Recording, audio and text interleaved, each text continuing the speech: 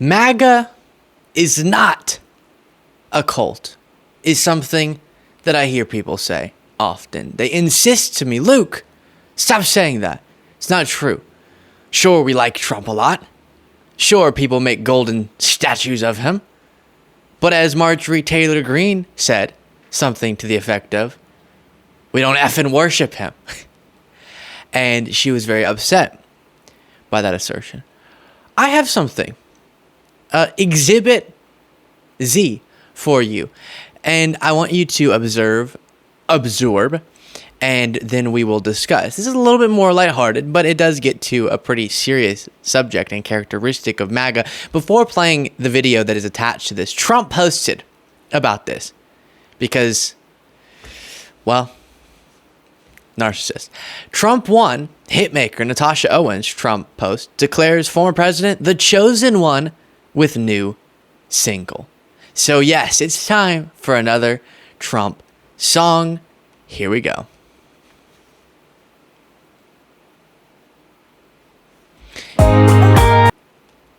Sorry. Apparently the beginning of this music video is an ad.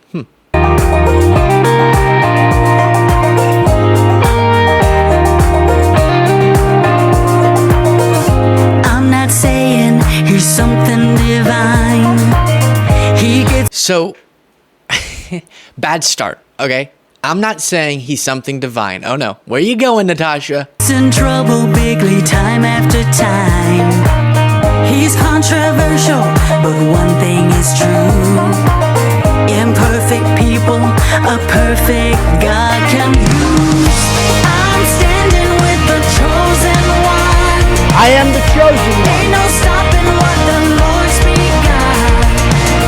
He's only human like you and me.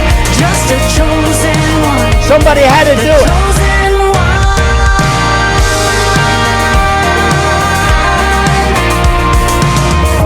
This great nation is under attack, and its real leader has arrows in his back.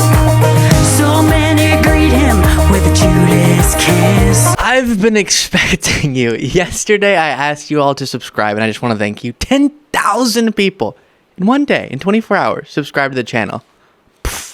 I worked for months back when I started the channel to get to 10,000 subscribers. One day. You are amazing. If you haven't yet, please click that subscribe button. But God gave us a warrior for such a Why was there a lion there? kiss. But God gave us a warrior for such a time as this. I'm standing with the chosen one. You get the point. If I were in the habit of being more vulgar on this program, I would respond to that by saying, we're effed. This is not great for what it means about the state of at least some people's minds in the country.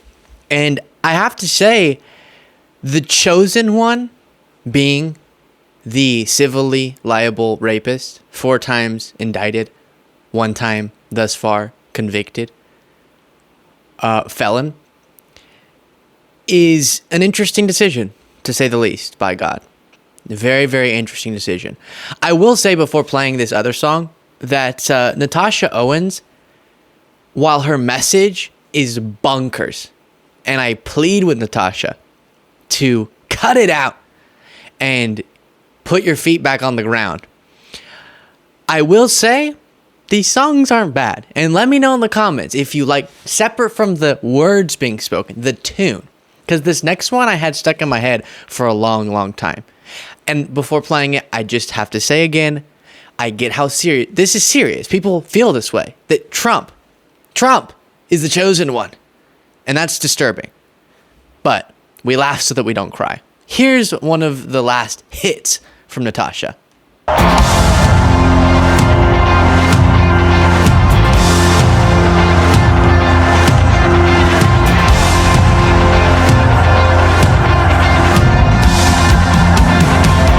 Trump won and you know it. Trump won and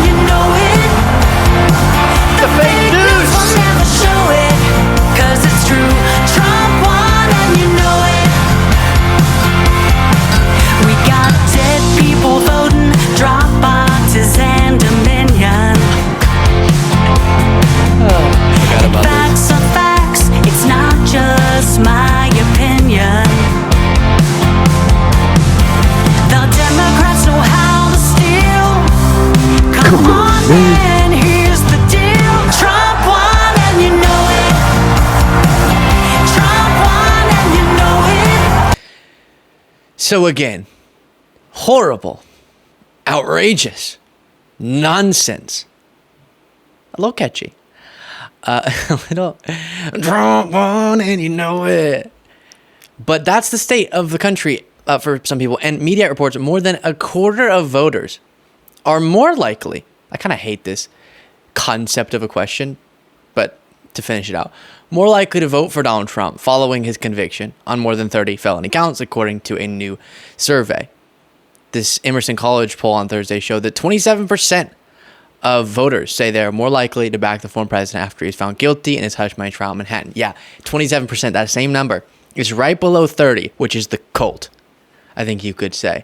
You have this portion of the country that, of course, is going to say that. That doesn't mean anything. They're as likely to vote for him. They were going to vote for him. But they'll say in a survey that they're more likely. He's being so wrong that now they might just have to go vote twice, which is voter fraud. Don't do that. Now, while we're looking at things that have been posted related to Trump, Charlie Kirk, the right-wing political commentator, posted this at a Turning Point USA event last night. President, we're on TikTok. What is your message to younger voters right now? Well, the big message is vote for Trump. We're going to make our country greater than ever before. We had something going that was incredible and just horrible what's happened. This is the worst president in history, Joe Biden. And you look at it, even as a representative, he goes over to France and something happened that was not good. I don't know what it is. But we're going to make our country greater than ever before, and I appreciate all your support. Thank you. Charlie. And you'll never ban TikTok, that's for sure. I will never ban TikTok. Thank you. So a couple things on that. First of all, he referenced Biden in France. Biden has delivered now a couple of really strong speeches in France. They deceptively edited, as we talked about on the bonus show yesterday. You can get access to the bonus show by clicking the join button below, and that supports the show and also gets you members only content. But we talked about how they deceptively edited this video to make it look like Biden was trying to sit in invisible chair. That's a mouthful. And in reality, he was just about to sit, and then right before they cut, everyone sits down.